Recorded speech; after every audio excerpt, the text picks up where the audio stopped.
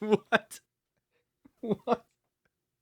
Misaki got a Bishojo figure stuck in her and she had to go to the doctor in order to get it removed. I'm sorry, that caught me completely off guard. Like, overall, I have to say, like, the whole sports festival, as I call it, this festival, was a lot more tame than I thought it was going to be. Like, they held back. Like, they could have done stuff, but they kept doing this whole, like, oh, everybody gave up, so it's fine. Oh, they all forfeited. They didn't do any of it, but it's like, that Bishojo figure comment, I'm like, holy crap, dude, that just came out of nowhere. I mean, it didn't come out of nowhere because she literally just pulled something out of her and so she's talking about pulling stuff out of her so but no, episode 4 of Nukitashi, pretty decent episode overall. Like I said, I feel a little bit let down. This sports fest, I keep wanting to say sports festival. The whole sports festival was just so kind of blah with all the forfeiting, but it was still crazy. I had sort of almost played out what I was suspecting last episode, that Ikuko was going to see Jinosuke's and she was going to get all freaking for it, but nope, it fell apart before she got to see it. But at least the dude got... I mean, the dude... I mean, we were all seeing this coming, right? We were all seeing this coming, that eventually Nanase was going to get him, and it was going to be that Doki Doki, like, oh, she's actually able to do it. Though, they almost imply that it wasn't Nanase that got him. It was the fact that she was basically doing the whole dominatrix thing. Like, she was totally trashing the hell out of him. And that could be his whole... It could be what he's into. He wants to get spit on. He wants Nanase to step on his or something like that. I don't know. We'll see. But anyways, let's get into the episode, opening up with them all talking about what they're going to do. Again, we've kind of established that at the end of the last episode. But yes, kicking off the athletic competition. Again, I think it's better as the Squirts Festival. I think that would have been a lot more funnier, but whatever. All the names that they gave some of this stuff, though, like, what was some of the stuff they had there?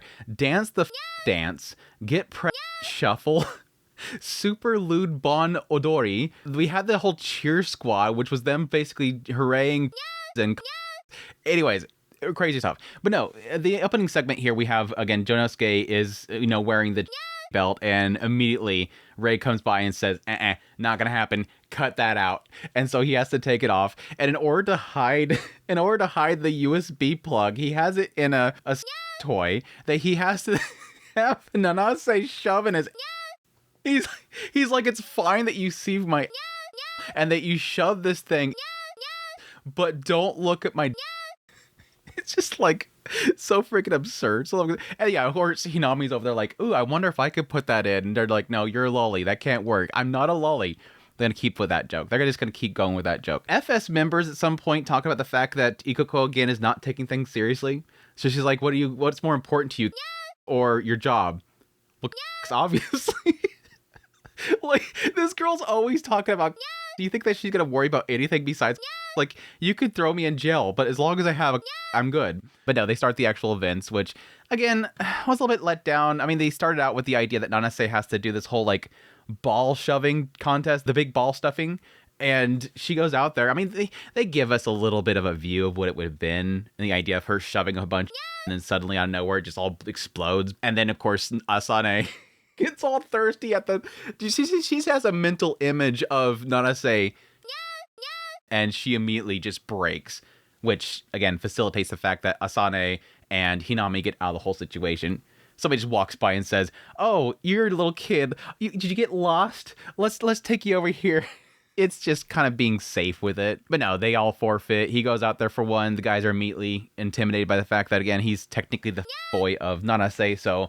Obviously, he's very well renowned. That's when they have the cheer squad. The cheer squad was hilarious. I'm sorry. The cheer squad did actually get some big, massive laughs out of me. Just hooray, hooray, hooray, hooray. Don't stop. Don't give up. And then he has to go out there and say, hooray, hooray, hooray, hooray. That was probably the easiest thing that he had to pull off. But that's when they get into the big part where they actually do get involved with something, and that is the big pole toppling. And that's the idea that they all have to produce, which apparently has extra points for being artistic. So, like, doing crazy stuff makes it artistic. No, here's the thing that caught me off guard in this whole segment is, yeah, you have everybody's just doing different jobs here and left and right. And eventually, out of nowhere, one of the teachers, I think it was a teacher, is like, this guy. And she's talking about how, like, I got this very new boy, and She's calling herself mama, and for a brief moment, I'm like, don't tell me that's his actual mom. Okay, I don't think it's his actual mom. I think she's just playing into the mommy. It's going with that whole thing. I don't think it's the actual mom. And he's like yelling about the fact that he was held back or something like that. And I'm like, is this like some sort of like pent up trauma this dude has, or are they just playing it? They were all playing into a thing. What I'm assuming there is that she's playing that role and he's playing in this role of being the son for the artistic bonus points or something. I don't know. It was interesting. It was interesting to say the least. But no, Jinosuke and Nanase specifically, and yeah, obviously the fact that he has this problem with anybody seeing it, he can't get it going. And so, yeah, she starts going to town, and eventually she just takes off he goes to town on that stuff. And again, it's all in like the fact that she was insulting the hell out of him, that's what gets him going. Again, it could be the fact that it's Nanase, but I think it's the fact that just Nanase plus the fact that she's literally spitting in his face, that gets him going. That's that's what gets him going. This guy that never gets going except by himself, and suddenly this is what turns him.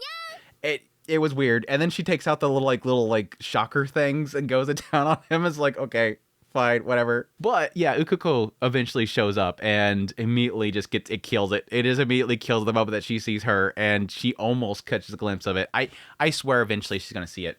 I swear eventually she's gonna see it. But yeah, I'm kind of surprised that he didn't really kind of overplay the fact that he was like really big. I mean, it could be the fact that he didn't get it all the way. But it was like that whole thing of, you said like inhumanly, and so I expected the moment that they were out there was going to turn this whole thing of like, holy crap, and she's shocked by it, and then everybody's like, people on the bleachers way back there are spotting it.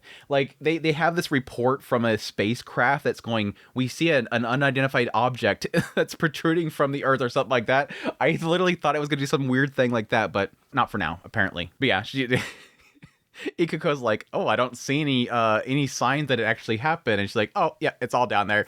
When... It's so stupid. But yeah, that's when we have the whole scene of sneaking in the office. I love this whole scene because I do kind of like Rei. I mostly like her character design. I mean, I really like Ron's character design too. Like, we got to see her very briefly in this episode in a swimsuit. But yeah, Rei, I really like her design. But yeah, Jinosuke's trying to sneak into the office. Eventually, he bumps into Misaki and he's trying to get in there. And eventually, I like how... Asane actually points out the fact that the radars didn't detect her. Like, she has zero presence. Again, it keeps hitting on my theory that I had for her originally. She has no presence. Now, granted, the device they're using, again, it detects when people are or it's like temperature based. So it sort of does play into the idea that Misaki herself is just, she's not. But again, it does play into my joke about the idea that I think she just lacks presence 100%, which is surprising that Rei even spotted her, but... Anyways, yeah, he sends her in there with the thing, and Rei shows up. This scene was so freaking good. Like, I laughed so hard at this scene because it's like Jinosuke completely trying to distract her, and he's playing like just this absolute idiot. And he's like, hey, what are you doing here? Let's... And then she's like, wait, what are you talking about? No, I'm busy right now. He's like, oh, wait, so you're telling me that you're not going to me? Oh, so the rules don't apply to you? And she's like, fine, then whatever, let's do it. He's like, oh my gosh, put those away. And she's like, what are you talking about? And she's like, whatever, get the hell out of my way. Goes to walk, and he's like, no, he starts talking for his... My wants to plunge into you. And she's like, why are you talking as if you're your... Why are you talking in first person to you? And he's like, are you acting like you're royalty? What? You think my is royalty?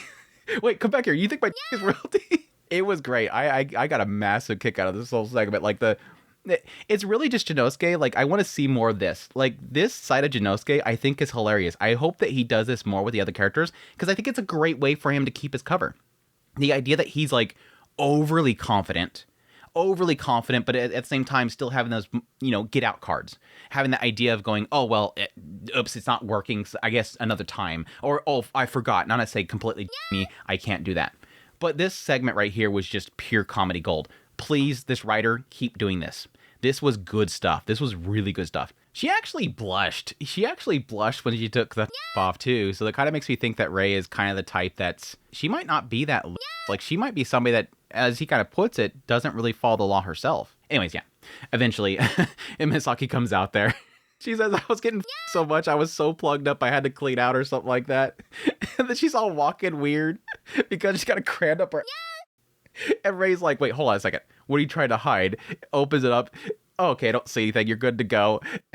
It's like, yeah, your legs are shaking. Yeah, proof that you did get a whole bunch. Oh, it was great. It was great. But yeah, I love the whole like after segment with Josuke and Misaki and the idea that she's like, oh yeah, here you go. Yeah, but yeah, he's playing up the idea that he's this huge thrill about the idea of inserting memory sticks into women's computers. But no, yeah, the whole conversation about the fact that she got a Bishojo figure stuck up her. She had to once go to the hospital because she had a whole Bishojo figure removed from her. Oh my gosh, dude.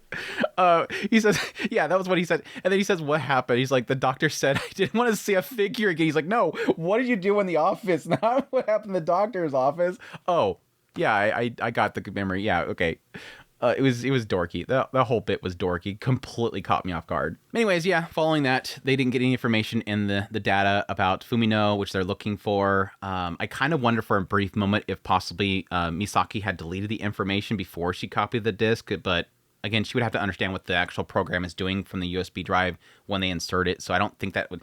I don't think this girl's a hacker like Asane is kind of portrayed as being. So I don't think she's too busy spending all of her time, sticking things up her.